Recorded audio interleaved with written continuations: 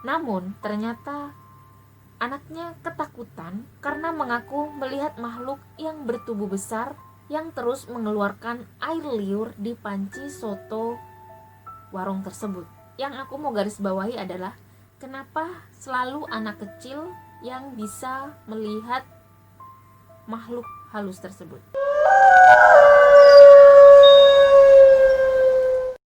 Assalamualaikum warahmatullahi wabarakatuh. Halo guys, saya Jumina Najah. Terima kasih banyak sudah klik video ini. Sebelum lanjut, kalau video ini merupakan video pertama yang kamu tonton di channel aku, selamat datang. Tiap minggu aku upload video tentang misteri, konspirasi, dan berbagai peristiwa kriminal.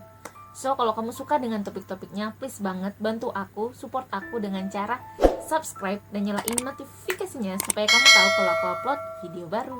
Tidak dapat dipungkiri lagi, saat ini warung-warung kuliner atau industri-industri kuliner berkembang sangat pesat. Pada waktu yang bersamaan, setiap orang juga memiliki kesibukan masing-masing dengan waktu yang terbatas. Banyak di antara kita yang tenggelam dalam kesibukan masing-masing, sehingga rasanya tidak memiliki cukup waktu untuk menyiapkan makanan, baik untuk diri sendiri maupun untuk keluarga. Akhirnya kita memilih untuk membeli makanan siap saji karena kita anggap itu lebih praktis dan lebih efisien. Mulai dari sisi harga lebih murah dan dari sisi waktu itu lebih cepat. Di era go digital ini, industri kuliner berkembang sangat pesat sehingga persaingan dalam industri kuliner ini sangat ketat. Semua pebisnis kuliner berlomba-lomba untuk meningkatkan omset, meningkatkan popularitas. Caranya pun berbeda-beda. Ada yang bekerja keras, ada yang out of the box, ada yang memanfaatkan internet, ada yang memanfaatkan selebgram, endorse, dan lain sebagainya. Namun, ada juga nih pelaku-pelaku industri kuliner yang mencari jalan pintas dengan memakai jin penglaris.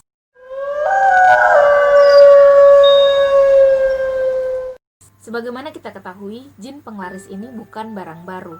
Sebelum kita lahir, sebelum generasi kita lahir, jin penglaris itu memang sudah ada. Hingga kini di era digital, jin penglaris juga masih banyak dipercaya bahwa banyak pelaku industri kuliner yang melakukan perjanjian dengan jin atau dengan setan demi memajukan industri kulinernya. Nah, berkaitan dengan jin penglaris ini banyak sekali cerita-cerita yang saya dapatkan, dan kali ini aku mau berbagi tentang kisah-kisah jin penglaris. Yang pertama adalah kisah tentang sate pesing.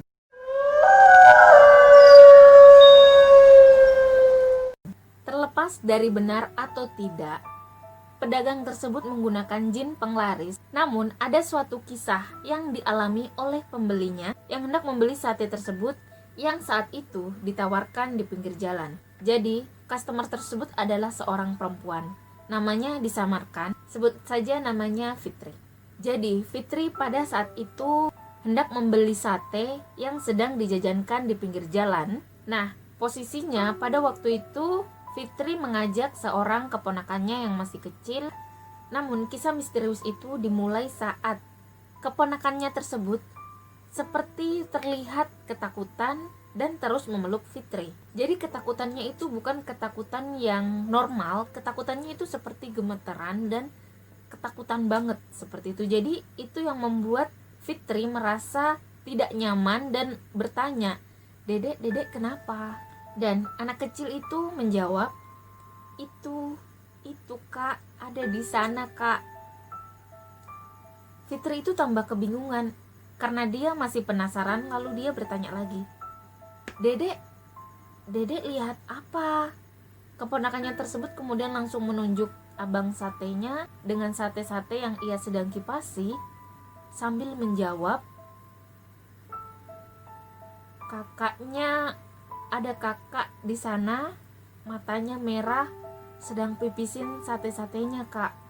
Mendengar jawaban keponakannya tersebut, Fitri langsung terdiam dan ia mengurungkan niatnya untuk memesan sate gerobak tersebut dan memutuskan untuk pulang ke rumah. Singkat cerita, sesampainya di rumah, Fitri kemudian memposting ceritanya tersebut di salah satu sosial medianya. Dari sosial media tersebut kemudian mulai viral dan banyak dikomentari oleh orang-orang. Dan ternyata hal itu tidak dialami sendiri oleh Fitri dan keponakannya. Ada juga netizen yang berkomentar pada postingan Fitri yang mengaku juga pernah mengalami hal yang serupa. Meskipun peristiwanya serupa, namun tempat dan kejadiannya itu sedikit berbeda. Jika kisah yang dialami oleh Fitri tadi itu terjadi pada tukang sate, kali ini terjadi di warung soto. Jadi ceritanya ada temannya yang berkomentar bahwa di daerahnya juga ada sebuah warung soto yang sangat laris, hingga suatu ketika ia membawa anaknya untuk makan di soto tersebut.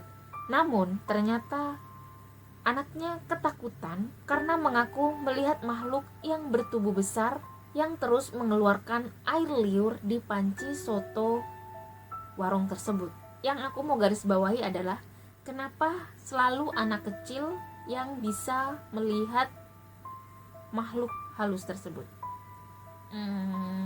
Aku nggak tahu kenapa, tapi kata orang mereka itu masih suci, jadi mereka bisa melihat hal-hal tersebut. Tapi wallahu a'lam, menurut kalian kenapa? Komen di bawah.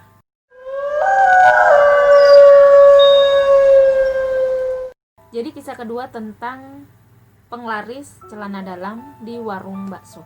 Jadi waktu itu ada seorang perempuan yang bekerja di sebuah warung bakso.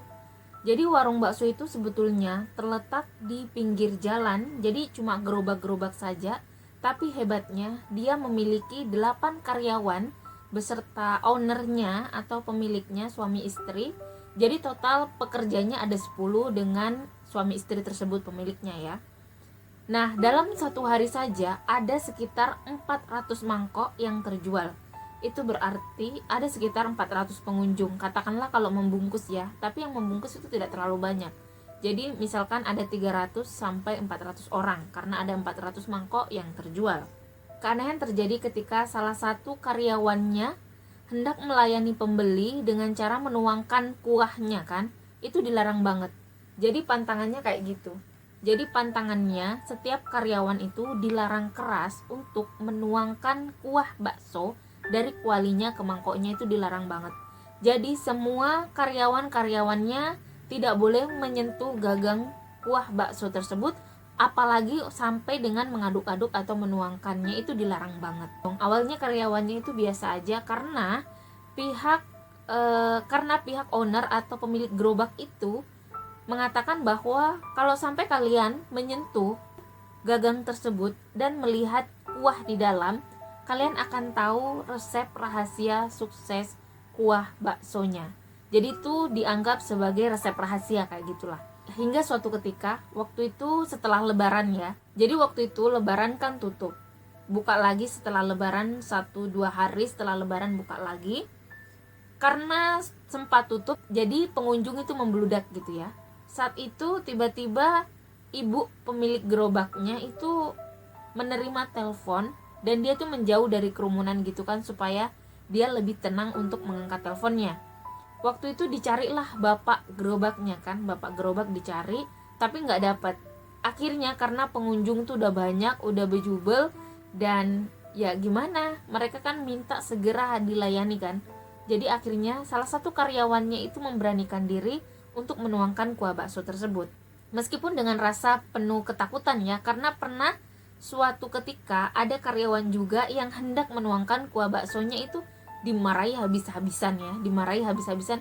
Tapi kali ini tuh kondisinya mendesak banget karena udah agak lama ditinggal oleh ibunya menelpon. Jadi salah satu karyawan tuh memberanikan diri ya. Jadi dengan sangat berhati-hati tentunya, bahkan dengan mengikuti cara-caranya tuh, dikasih masuk dulu, diaduk-aduk dulu kan kualinya sama centongnya. Apa sih alat untuk penggaruknya gitu kan, alat penggaruknya diaduk, diangkat, dan ternyata tara. Jadi dia melihat bahwa kenapa dia ngangkatnya berat kan. Awalnya dia berpikir kenapa berat, oh mungkin karena ada tulang atau ada iga yang ikut atau ada bumbu-bumbu yang ikut gitu kan. Ternyata pas diangkat itu tuh ada kain berwarna hitam, dan ternyata itu celana dalam guys. Langsung dong, itu pegawainya langsung lemes banget. Akhirnya ia tidak jadi melanjutkan kegiatan tersebut. Dia langsung lari ke belakang dan memberitahukan karyawan lainnya, dan meminta untuk mengundurkan diri. Bayangkan, dia itu makan siang itu biasa makan itu kan, karena enak banget katanya. Dan ternyata itu adalah pesugihan celana dalam. Bagaimana pendapat Anda? Kalau Anda berada di posisi karyawan tersebut, apakah Anda akan melakukan hal yang sama? Apakah Anda percaya bahwa di dunia ini ada pesugihan? Apakah di daerah Anda bahkan Anda pernah mengalami hal yang serupa? Jika ada, komen di bawah. Nah, kali ini aku juga bakal membagikan nih, apa saja ciri-ciri warung atau rumah makan yang memakai jin penglaris.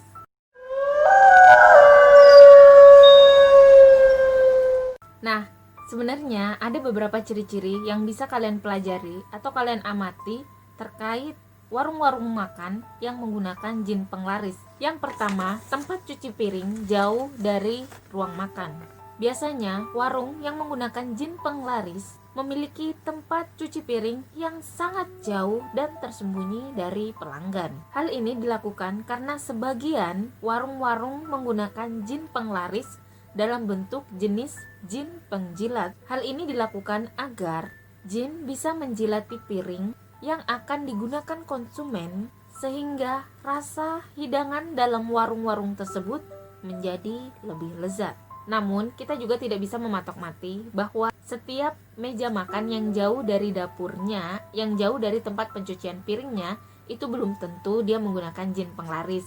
Karena ada juga warung-warung yang ingin memberikan kenyamanan bagi para pelanggannya, jadi ya dipisah saja gitu tempat pencucian piringnya, tempat kotorannya sama tempat penyajian makanannya, seperti itu. Ya, jadi tetap mikir positif juga, tapi tetap hati-hati juga. Yang kedua, ada ikatan putih di peralatan masak. Jadi, kalian kalau mau makan di warung-warung makan, bisa juga memperhatikan atau mengamati ada atau tidak kain berwarna putih di peralatan masak pada warung-warung tersebut, terutama pada centong atau spatulanya.